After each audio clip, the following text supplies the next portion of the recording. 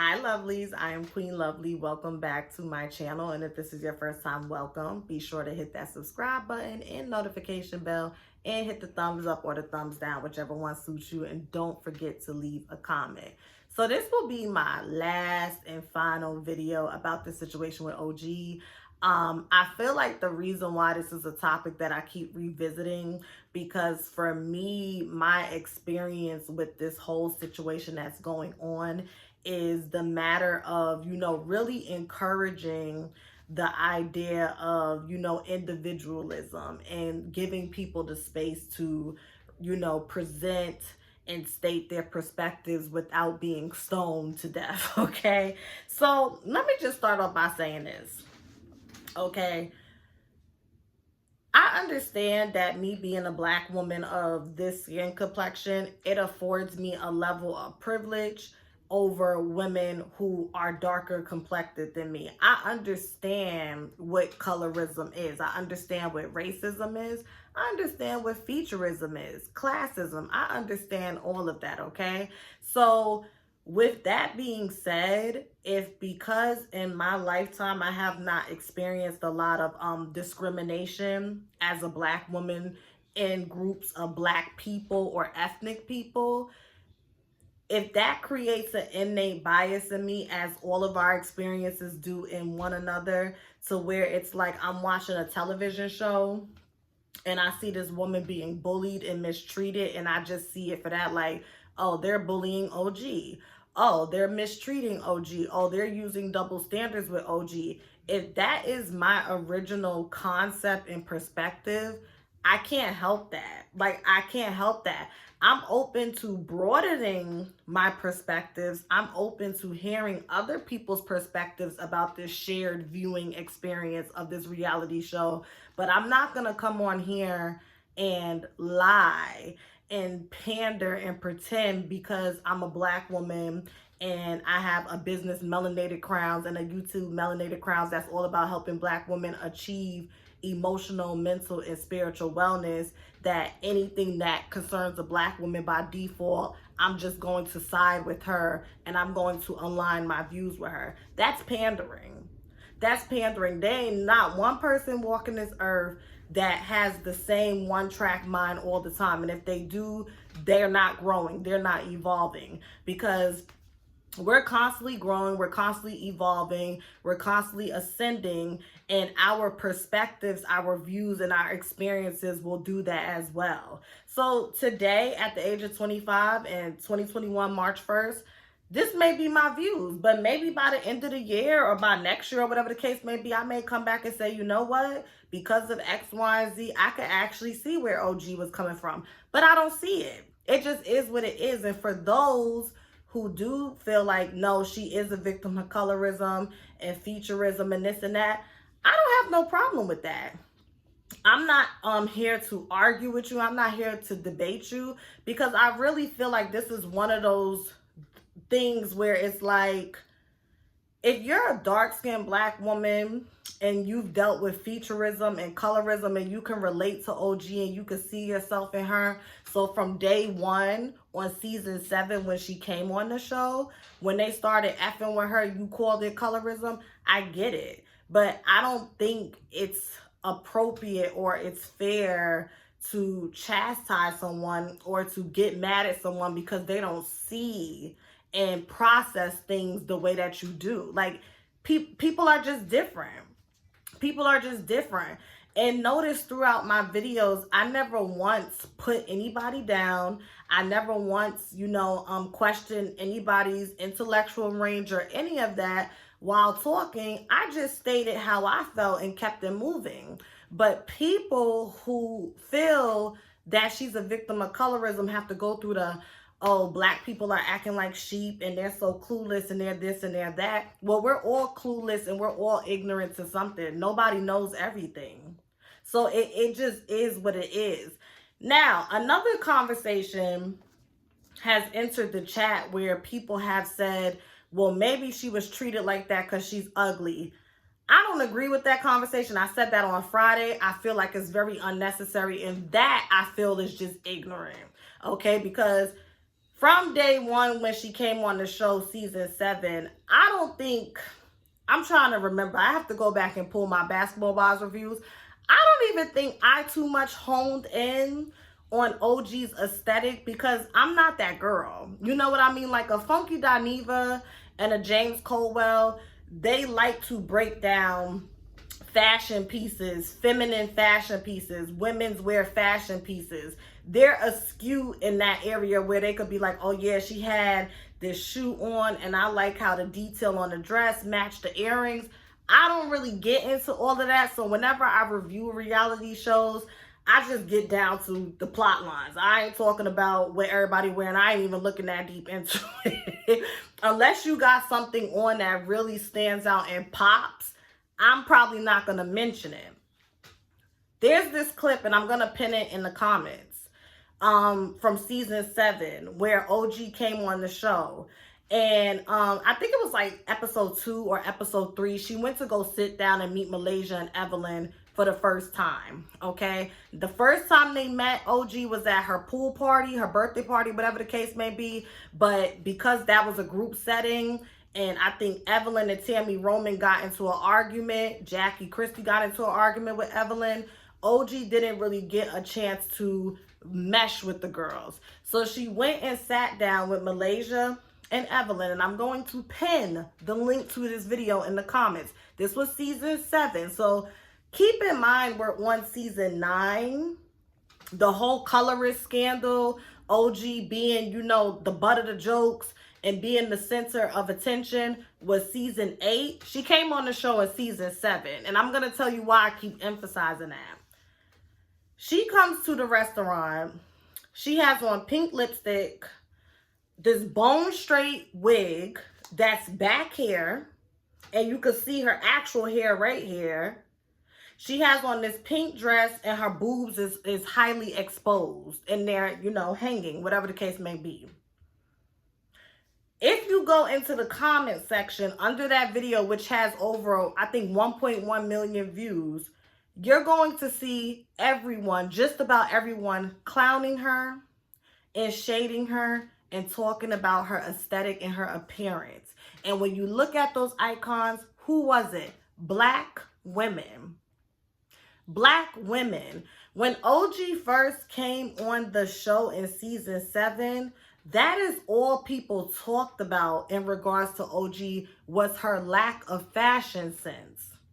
And I remember the following episode, Malaysia threw a wig party and ended up gifting her a wig. And I remember Funky Dineva and many other people who reviewed the show said, that's how you do it. When you see somebody ain't got it together, you do a wig party. Everybody came and got a wig. And then they found the wig that looked really good on OG and said, okay, you can have it. It's a gift. Ain't nobody have nothing to say to him. OG's fashion sense and all of that, it has always been the butt of jokes. It's always been the butt of jokes. So much so that when they got to the reunion, and if I could find this clip of season 7, they had a whole segment about how she dresses. And she said, I dress for me. I'm comfortable with it. Everybody was laughing. Ain't nobody say, oh, they picking on her and they coming at her appearance because it's colorism. You want to know why? Because everybody was talking about her. Everybody was talking about her. And I want to bring to y'all attention that in season 7, the main plot lines was Kristen, Cece, and OG came on the show together in season 7. The main plot lines in season 7 was Kristen and Cece's breakdown in their friendship because Kristen was up Evelyn, Shawnee, and Jennifer's ass, okay? Evelyn and Jennifer had basically said that Cece was giving happy endings at her spa business. Cece didn't like that. Cece said, let's go to where they work. Let's go to everybody's job. And Kristen ran back and perpetuated a narrative that Cece basically said, y'all bitches don't work. So that solidified the dissension between Evelyn, Jennifer, and Shawnee and Cece. And when they was out in London, that's when Evelyn called Cece Ling Ling. And Cece said, what is that? Malaysia said, the nail shop lady. And Cece said, oh, so you're being racist. You're being racist. So that was all season 7. That was the main plot line, and the fact that Jennifer supposedly told Tammy that Evelyn slept with Shaq. And that's when Malaysia threw the table. So all of that happened in season 7. All of that happened in season 7. Everybody was talking, saying how busted OG was. Oh, she looked like this. Ain't nobody say nothing about colorism. So now we get to season 8. Okay, now we get to season 8. And even in that clip that I just talked about when OG went to meet Evelyn in Malaysia, you see that the first problem that Malaysia and OG had was because OG was firing insults at her. She said, I'm going to leave you in your wig right there trying to be shady. And Malaysia laughed and said, girl, your wig is in the car. I never cared for OG. Like, I just never cared for her. The first time I seen her on screen was at her pool party, season 7. And she got into it with Kristen. Oh, you're going home to your husband and your kids? Well, is your husband home? I just didn't care for her. I didn't like Kristen either early on, but I didn't like OG either. So now we get to season 8. And Cece and Kristen have this dissension between them. And Malaysia finally gets them to sit down and come to a common ground. And OG didn't like that. OG did not like the fact that Kristen and Cece had came to a common ground. OG kept saying, oh, well, did you tell her everything? Did she apologize for everything? And what was really happening was OG did not want to risk Cece and Kristen becoming cool, because if they became cool, that would give Cece a gateway to be cool with Evelyn, Jennifer, and Shawnee. And Jackie is a flip-flopper. So even though OG is Jackie's friend, Jackie's gonna side with Shawnee and them each and every time. She may pretend that she's neutral, but we know deep down inside she want to be with Shawnee, Evelyn, and them. So OG's thing is like, if I could keep, at least this is my opinion and my perspective, if I can keep Cece over here with me and keep them separated, this is a solid ally that I have. This is a solid ally of mine. So what does she do? She gets into it with Kristen and says that Cece told her that Byron is not, whatever his name is, dad, whatever their names is. I don't care. They irrelevant. Byron ain't his real dad, and that was it. They never were able to come back from that. Once again, I don't like the intention behind OG's actions. I know some people will come and say, well, Kristen deserved that. Kristen deserved that. Oh, yeah, I enjoyed every moment of Kristen crying and howling and running up and down the hallway acting like she was going to beat somebody up like she on Maury. It was funny. I don't like Kristen, but I could dislike Kristen and OG at the same time. And I think that's where people are getting so confused, because I said that I don't believe that the mean girl behavior geared towards OG is rooted in colorism. To some people, that computes as, oh, she's not holding Evelyn and them accountable. But if you're not new here, I've drug and dug up in all of them, and I've held all of them accountable. I don't really got nothing for none of them. The only person that I respect and I like, I would say, is Jackie, because she's consistent. I consistently know that she's inconsistent, so I don't expect nothing from her. Malaysia switched up, and now she up Shawnee and them ass after they got your homegirl Brandy kicked off the show. Kristen's been a snake from day one.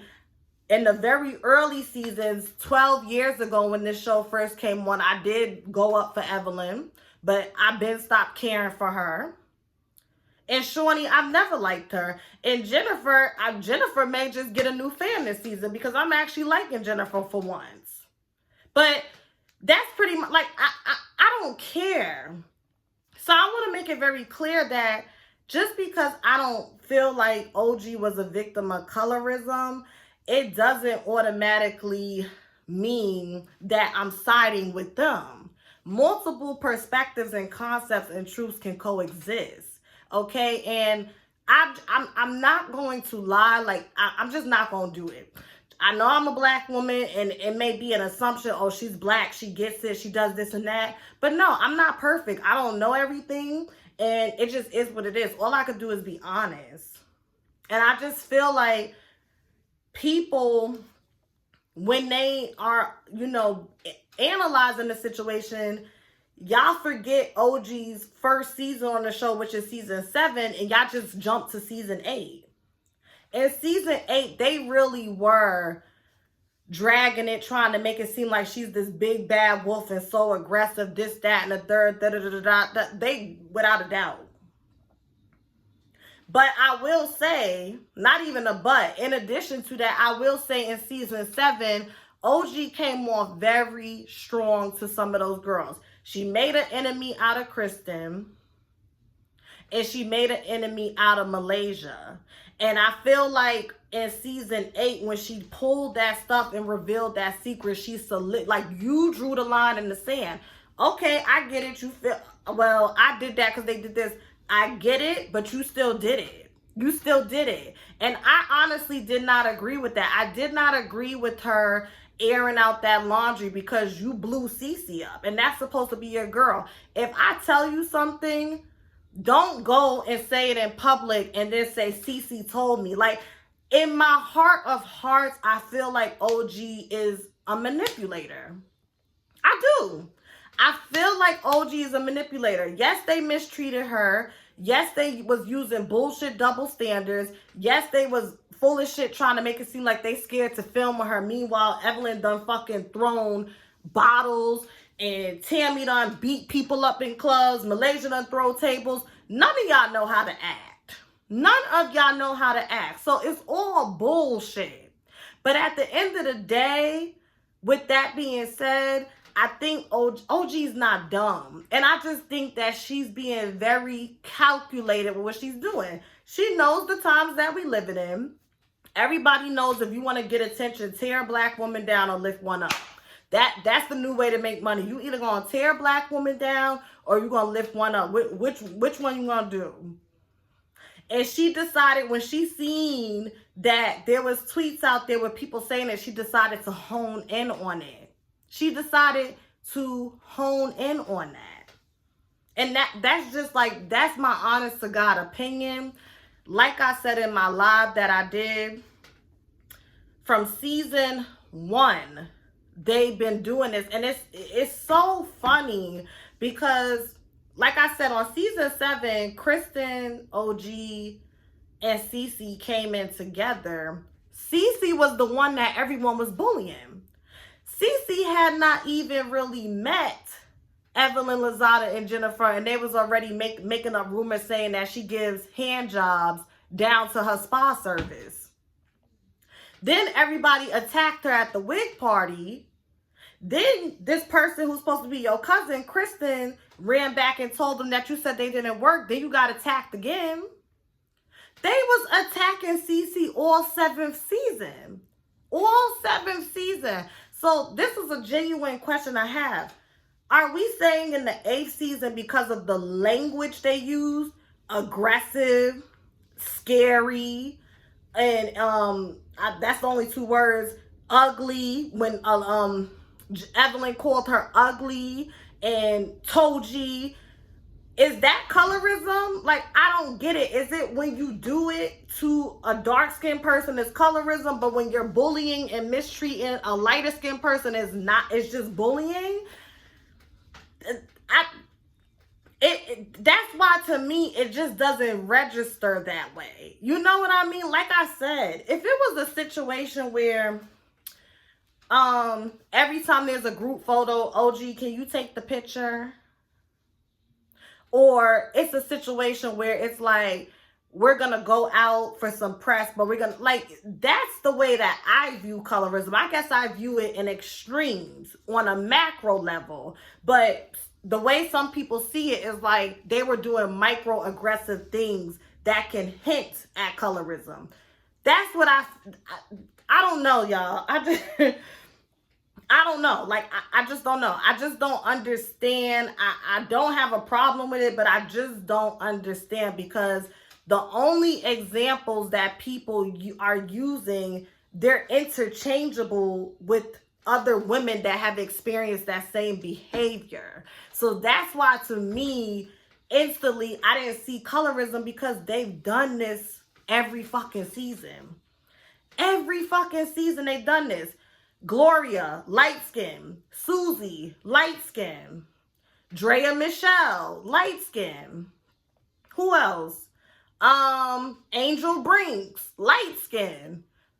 That girl that came on season 6 when Evelyn wanted to give her a makeover, and then the girl started crying because she felt embarrassed. The one that just had a baby, when Evelyn was like, why is she wearing biker shorts to a wine tasting? They always, like, that's Evelyn's thing.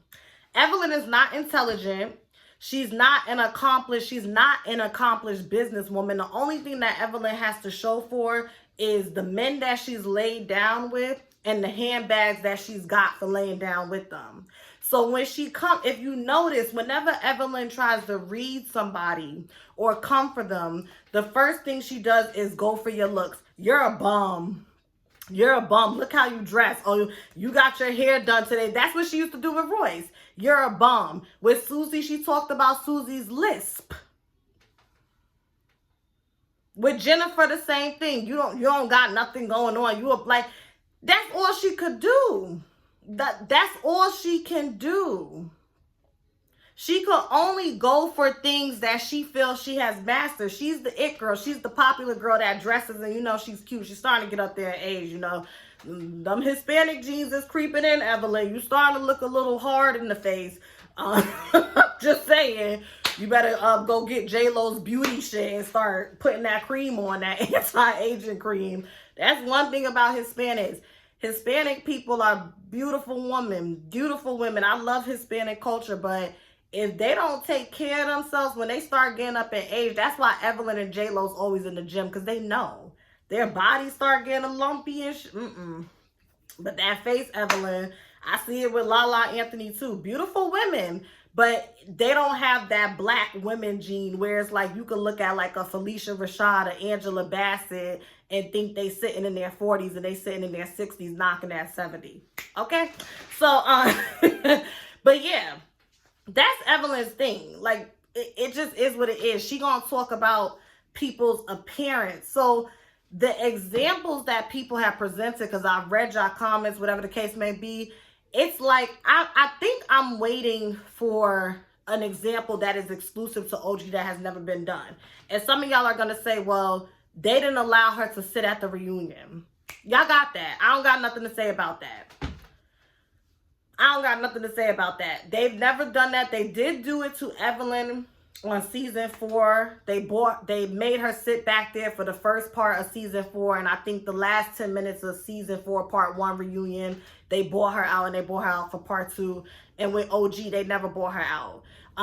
That was unacceptable. And I actually didn't like the fact that when they did have the colorism conversation, Mark Lamont Hill and Shawnee O'Neal, OG wasn't present for that. What's the point of having the conversation? Because if you don't understand, you need the person here who is alleging this behavior happened to break it down for you. So y'all was on some bullshit with that too.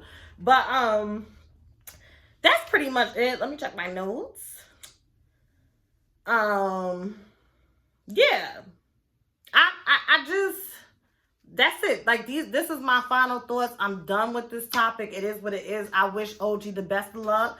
And I don't know, with the ratings, I think Basketball Wives is done. I think it's done. They're gonna have to, because people, they're not effing with it. They're not effing with it. And it just is what it is. It don't make me a bit of difference. I'm kind of getting tired of reality TV. I'm gonna get Married to Medicine one shot. They come on this Sunday, so I will be reviewing that. I don't know if I'm going to do it every week. I may do it in bulks. But I'm going to get Married to Medicine a shot because I love that show. But I'm getting tired of it. I went to turn on Real Housewives of Atlanta yesterday, and I turned it off after that dinner table scene. I just was not interested in seeing women in their 40s act like they're in high school. I'm just not interested in it. And the only reason why I tuned into Basketball Wives last week was to see that conversation, because I really was interested to hear OG give concrete examples. Like when she was on Storm Monroe's YouTube channel, she talked about how like she was laying in the room and Shawnee met all the other girls, and when they asked if she wanted to meet OG, she said no, I'll do it later. And that could go up for context in my honest to God opinion, because her saying that she don't want to meet you right there, I don't think that's reason enough to say that that's colorist or she was acting a certain way. But I guess the shit that happened later on, looking back at it, you could be like, okay, well, maybe that's why she didn't want to meet me, because she was already intimidated by me. Or like, even when she said they Googled me, they researched me, they did that shit with Royce Reed and Drea Michelle. They do that shit with a lot of girls. That's why I'm saying the examples that OG presents, it's not something that's mutually exclusive to her. The only thing that has happened to her, in my opinion, that's mutually exclusive to her is she is the first cast member in history that had to sit the whole reunion out and be backstage with a camera. And they told her the day of when she got there. That never happened to anybody else. They ended up letting Jenna. So that's, it is what it is. And like I said, I personally feel like Evelyn was trying to pull a chess move and probably say, well, I'm going to leave. I'm not doing this reunion if she does. And they just was like, we're going to sit you back there. Could it be rooted with colorism undertones? Absolutely. Did I view it as colorism? No, I just viewed it as y'all are leveraging your popularity and your proximity with production and the favoritism to have things your way so that you can paint a narrative about this woman. But because they always paint narratives about the women that they don't like, because there is always double standards between them and the women that they don't like, Tammy, Roman, all of them, I didn't view it as colorism. I'm just like, they're doing the same thing they do with everybody else. So that is pretty much it. I'm done with this topic. Yeah, I'm done. I'm done with this topic. We can agree to disagree. Is perfectly fine. Being black is not a monolith, and it's not a one-dimensional experience. And I feel like the way for black people to unite is to understand and acknowledge and accept the differences between us. So we're all part of the diaspora, but our racial backgrounds, our economical backgrounds, the color of our skin, our features, all of these things do determine our experiences in this world. And based off of our experiences, biases are created that shape our perspectives. Now, you can make an intentional choice to say, okay, I'm open to having this bias broadened so that I could be more objective. But if you are not willing to do that, you're forever going to be boxed in an echo chamber of people that think similar to you or identical to you. And you don't want to limit yourself like that. So that is it. Thank you so much for watching. Please hit the thumbs up, subscribe, share, comment, thumbs up, thumbs down, whatever you got to do, and have a lovely day. Bye.